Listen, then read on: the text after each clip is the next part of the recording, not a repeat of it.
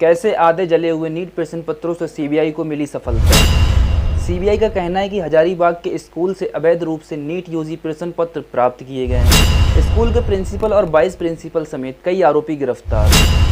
CBI ने पहले बयान में कहा 36 गिरफ्तारियां हो चुकी हैं और अभी जांच जारी है। आइए जानते हैं क्या अपडेट है। तब तक आप चैनल को सब्सक्राइब कर दीजिए और बेल आइकन को दबा दीजिए।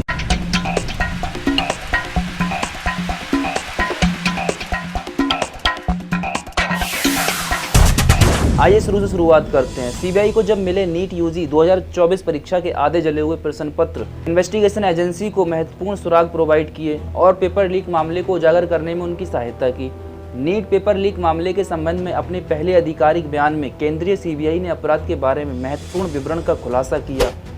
सीबीआई के अनुसार नीट यूजी 2024 का क्वेश्चन पेपर 5 मई 2024 को झारखंड के हजारीबाग स्थित ओएसिस स्कूल में अवैध रूप से प्राप्त किया गया था। जांच एजेंसियों ने कहा कि पंकज कुमार, जिसे आदित्य या साहिल के नाम से भी जाना जाता है, लीक के पीछे के मास्टरमाइंड में से एक है, जो स्कूल के प्रिंसिपल, वाइस प्रिंसिपल और एक सहयोगी के साथ परीक्षा के पेपरों तक अनऑथराइज्ड तरीके से पहुंच बनाने में शामिल था। जांच एजेंसी ने कहा, सेमी बंद क्वेश्चन पेपर्स के बरामद टुकड़े से सीबीआई को उस निर्धारित नीट परीक्षा सेंटर तक पहुंचने में मदद मिली जहां से प्रश्न पत्र लीक हुए थे।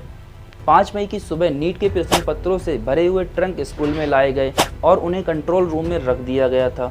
सीबीआई ने बताया कि ट्रंक पहुंचने के कुछ ही मिनटों के बाद प्रिंसिपल और वाइस प्रिंसिपल ने पेपर लीक के मास्टरमाइंड को कमरे में घुसने की इजाज़त दे दी थी। समूह ने कथित तौर पर प्रश्न पत्र वाले ट्रंक को खोलने के लिए अत्याधुनिक उपकरणों का इस्तेमाल किया और बिना अनुमति के उसमें रखी सामग्री तक पहुंच बना ली।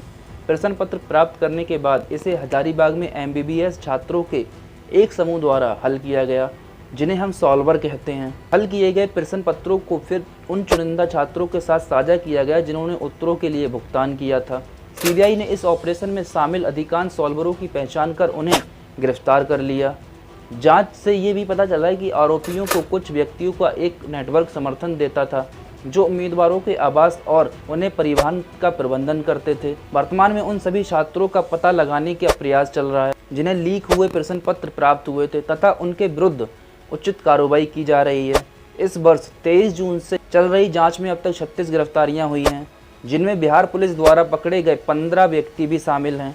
दूसरी तरफ हमारे शिक्षा मंत्री जो हैं वो कह रहे हैं कि उनके शासन में ऐसा पेपर लीक नहीं हो सकता। जो पेपर लीक हो चुके हैं उनको मानने से इनकार कर रहे हैं, जबकि दूसरे पर लालछन लगाते हैं कि दूसरों की सरकार में कितने पेपर लीक हुए हैं।